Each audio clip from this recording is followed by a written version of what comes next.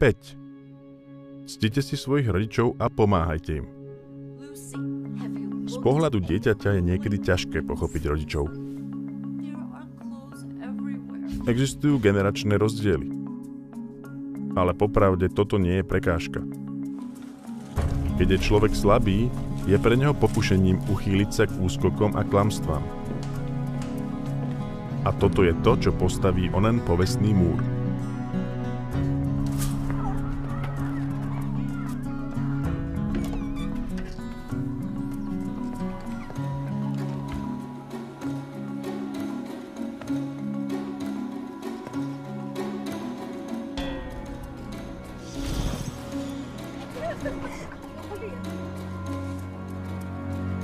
Deti dokážu urovnať nezhody so svojimi rodičmi. Skôr ako sa spustí krik, človek sa môže aspoň pokúsiť pozovárať sa o veciach v pokoji. Ak je dieťa úprimné a čestné, nemôže sa stať nič iné, než to, že na vašu výzvu bude reagovať.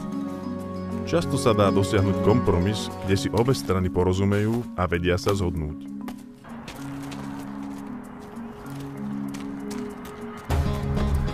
Vychádzať s druhými nie je vždy ľahké, ale človek by sa o to mal snažiť.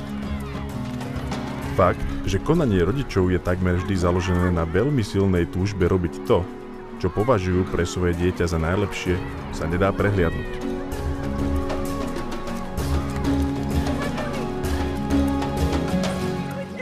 Deti sú zaviazané svojim rodičom za to, že ich vychovali, ak tak rodičia urobili.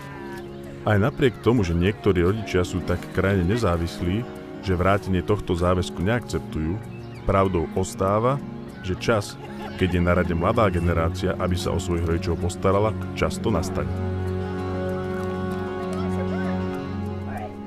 Napriek všetkému človek musí mať na pamäti, že sú to jediní rodičia, ktorých má. A ako takých by si ich mal bezvýhradne ctiť a pomáhať im.